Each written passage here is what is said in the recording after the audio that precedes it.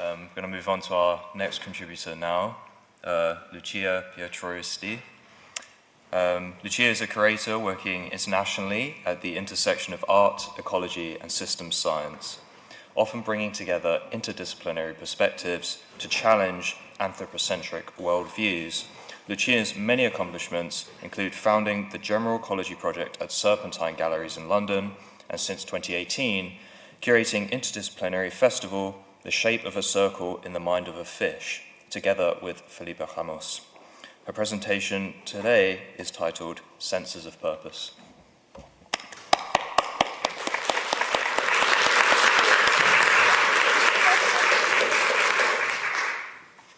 Hi, thank you so much. I'm just going to read off this, so let me just find a completely safe place to put it. So, whoopsie daisy, no, that doesn't work. Okay, I'm going to do this. Aha!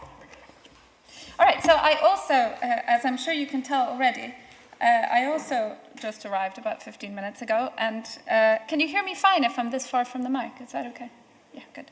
I also arrived about 15 minutes ago. I apologize to Mark for missing the first presentation. Instead of waking up in Zurich, though, I woke up in Hackney with a really moody 6-year-old that wouldn't let me leave.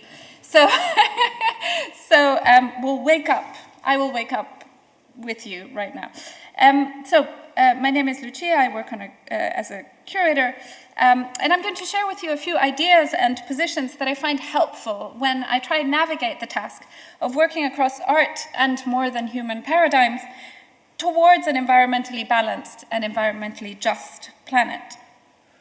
But also, and this is because we all need to know that what we're doing has a purpose of some sort, to try and work out what this amorphous field of culture, be it art, creativity, poetry, but also divinity, myth, and so many others, have to contribute to this whole question of working towards a sense of purpose that has to do with reaching or striving towards an environmentally just and balanced planet. So I suppose that's because there are some sort of fundamental principles that drives my own sense of purpose, which does have to do with environmental justice and environmental balance as inextricably linked to one another. I will skip through a little bit of this, but given the fact that so much of today's infrastructure and dispositions of space, be they finance, climate, or infrastructure, are indeed built on empire's infrastructure, that these dispositions still determine power dynamics that we hold between humans, but also between certain humans and environmental landscapes. So that lives, when we talk about the planet, we're really talking about lives, livelihoods, and landscapes all at the same time. And it is a kind of intuition, not only of myself, but of so many thinkers and artists and practitioners from many disciplines. It is a kind of intuition that that there is something that these more than human ways of thinking, the thing that I think brings us into this room, have to contribute toward these questions of simultaneous planetary balance and justice. And that is to say that when anthropocentrism is sort of defined within the kind of, I suppose, Western definition of the anthropos during the Enlightenment, primarily during the Enlightenment, although that's sort of too quick a shortcut, that when it was defined, it never actually meant all humans in the first place. It was the normative establishment about which human experience does indeed matter when everything else became an externality. So I didn't train as a curator. I actually studied English and French literature, and then I ended up finding myself working in something called public programs in museum institutions, which is to say it's kind of an outcrop of education department, but it's basically anything that really happens in time. So film programs, music programs, conferences, lectures, events, talks, and so on. And that kind of means that I've always found myself sort of enmeshed in a kind of interdisciplinary mess, which worked very well for me because I have a tendency to become curious about lots and lots of things, and perhaps in what I sort of grab in width and breadth of curiosity and experience, I lack in depth, but I'll let you decide that later. So in his essay, The Great Derangement, the author Amitav Ghosh and novelist Amitav Ghosh describes a contemporary crisis of the imagination as the greatest obstacle to facing contemporary environmental breakdown. Ghosh speaks of discontinuities as a habit of mind. Quote, to break problems into smaller and smaller puzzles until a solution presents itself. This is a way of thinking that deliberately excludes things and forces, quote, externalities, that lie beyond the horizon of the matter at hand. It is a perspective that renders the interconnectedness of Gaia unthinkable. It is a fairly commonplace statement to make that the ongoing environmental breakdown that befalls the planet today is infinitely complex, unequally distributed, and occurring at scales that are challenging to grasp for a single human mind. More challenging still, perhaps, or maybe I should say brain, for a single human brain. More challenging still, perhaps, may be the notion that specializations, those smaller and smaller puzzles that Ghosh refers to, may be in any position to make a U-turn and embark on a new holistic journey, one that would resolutely connect them back together, one that might give an apprehension or an intuition of the whole. This tends to be the realm of the spiritual and of the dreamlike, and I have to say that I'm being contradicted by the very presence of such scientists as indeed Alex, who you've just heard, because I think it's a very, very precious, but also very tiny corner of the scientific world that actually does see those, the interconnectedness of the whole, and finds within that kind of event horizon their own sense of purpose. But let's say in general, do we sometimes mourn the distance between the smaller and smaller puzzle and the whole? In the deep emotional field of hope or of hopelessness, of anger or of bitterness or of fear with which we encounter climate breakdown, I believe hides the sense of something missing, a gap between situated experience and the weave of everything. And the stakes, of course, as I said, are higher than just an emotion, because lives, livelihoods, and landscapes are being imperiled and destroyed today, with political will appearing stagnant at best and cynical at worst towards any kind of meaningful transition. But specializations are powerful forces. They shape brains as much as they fill the times of our working lives. By virtue of necessity, a specialization requires the refinement of a particular code, a language, a shorthand, a community of practice, a shared paradigm of understanding. And they also require forms of selection.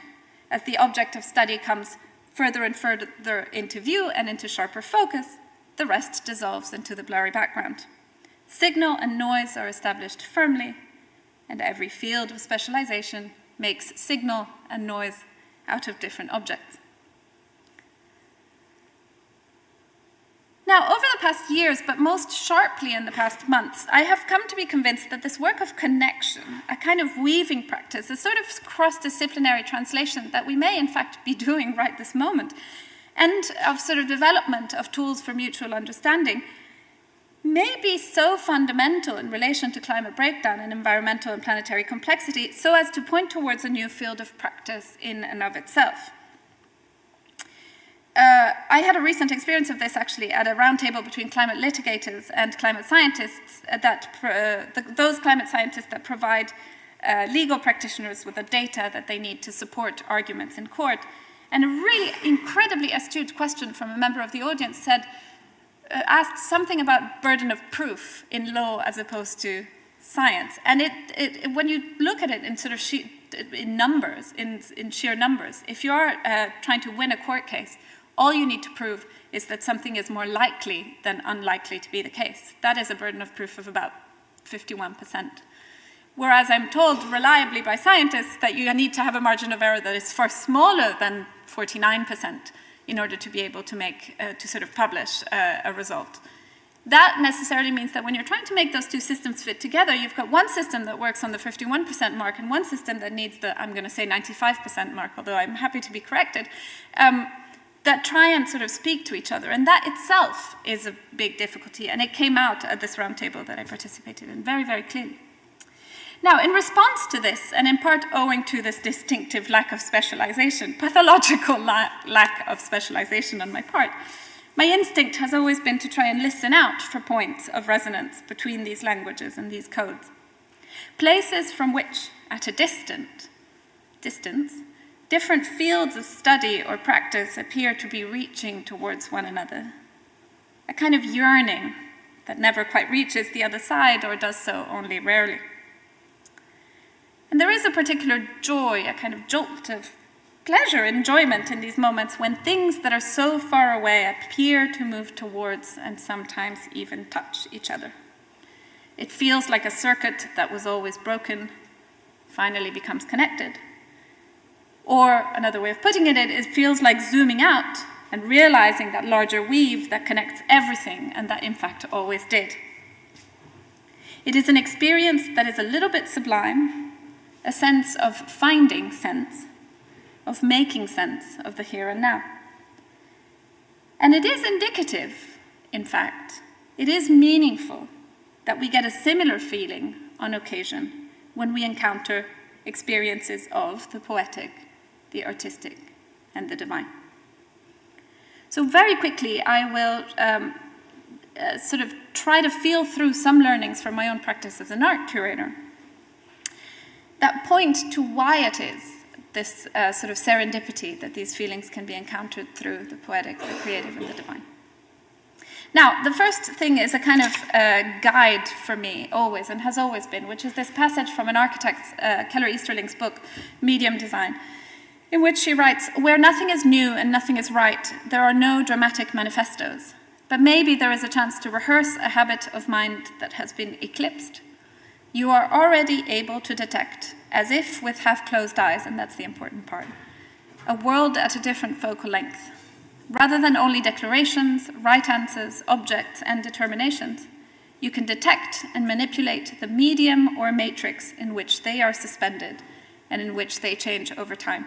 And it is that specific thing that interests me in my own sort of research practice, is that medium or matrix and how that comes into view when you start to look at things as if with half-closed eyes. As, that is to say, trying to encounter the objects of study with a certain degree, allowance for a certain degree of approximation, blurriness, sort of slippage, and so on. Poetic license, if you like. It was in kind of that spirit that I developed this project that was mentioned, General Ecology, which is a kind of infrastructural project, really, at the Serpentine Gallery. The Serpentine is a contemporary art museum.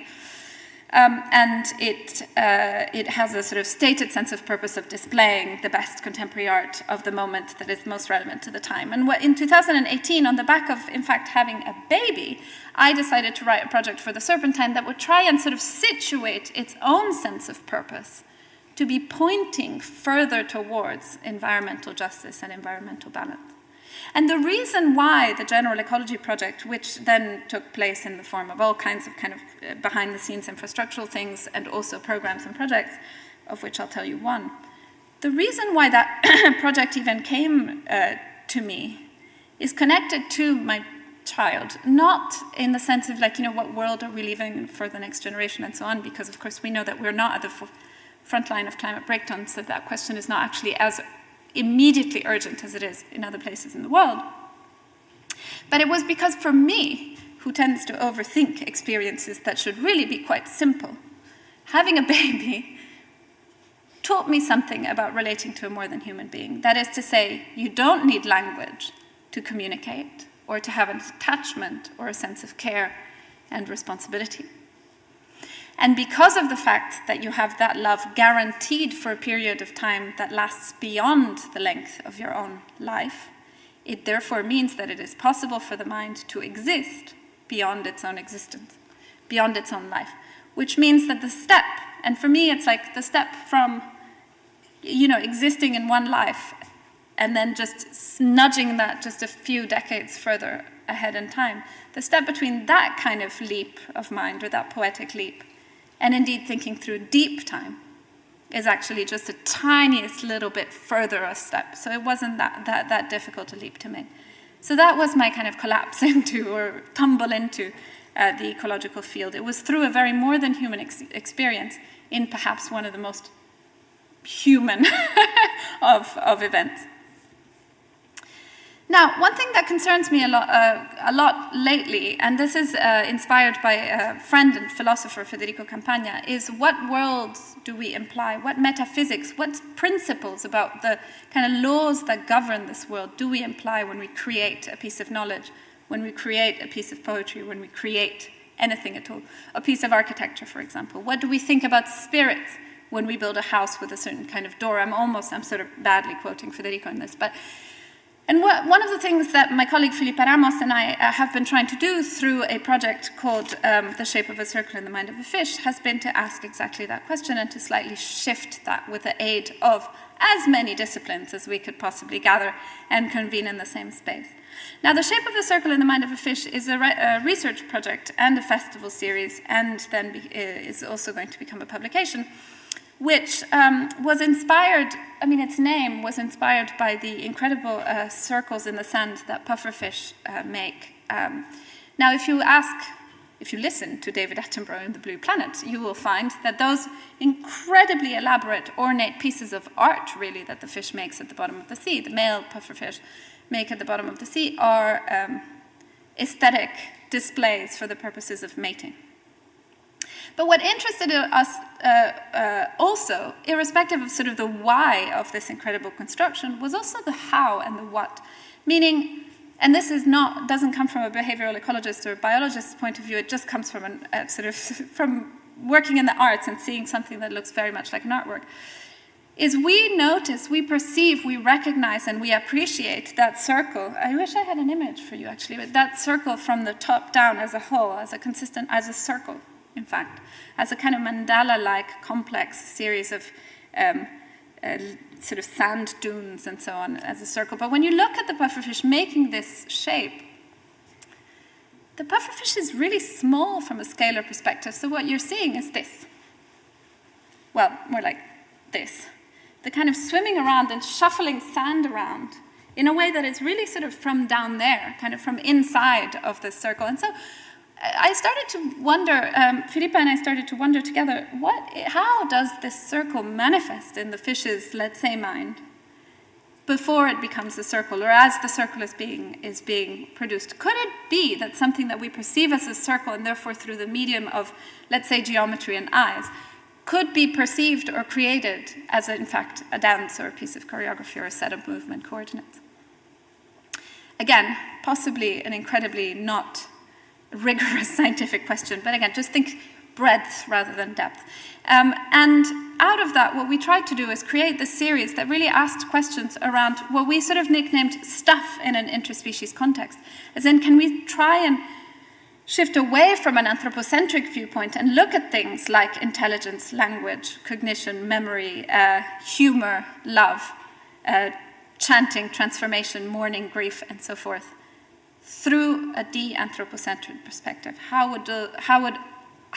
would we do that, and who would we convene to be able to start to ask those questions? And the idea was really not to sort of head-on attack anthropocentrism. We sort of are not in the business of attacking in the first place, but really to offer a kind of, I suppose, feminist-inspired, delicate unpicking of some of the things that are implied when we live within an anthropocentric metaphysics or an anthropocentric worldview. Things like we need language to communicate, which I've already spoken about, and which was the first festival's kind of subject. The second one had to do with kind of an assumption that we might call, we really know what we mean when we say I or we. And it really had to do with interior multitude, the swarming of bacteria that is actually constitutive of our sense of self, and the corollary of that, which might be a sort of planetary organism question or Gaia theory.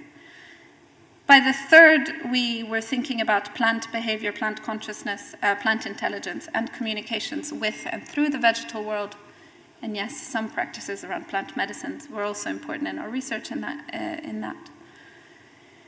The fourth one brought some issues around climate justice and land rights into the picture a little bit more in sharp focus, in that what we decided to look at was soil. In fact, Andrew Hadematsky participated in that, and Daisy Lafarge.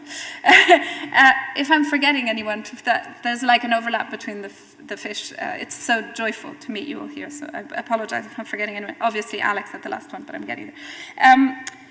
So what we decided is to take a piece of soil, and by thinking, okay, what do we call this? So we call it earth, soil, land, dirt, ground, dust. I think that's it.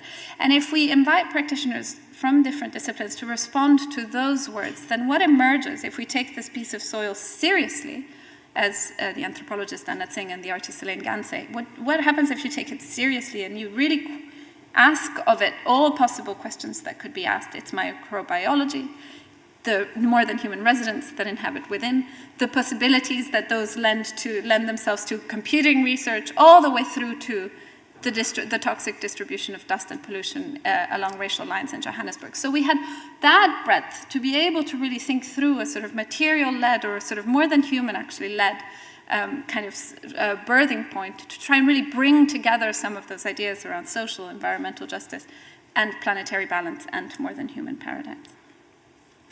There are some books. Oh, I forgot the fifth. You see, the fifth fish is so recent because we only did it a month and a half ago that I forget to talk about it.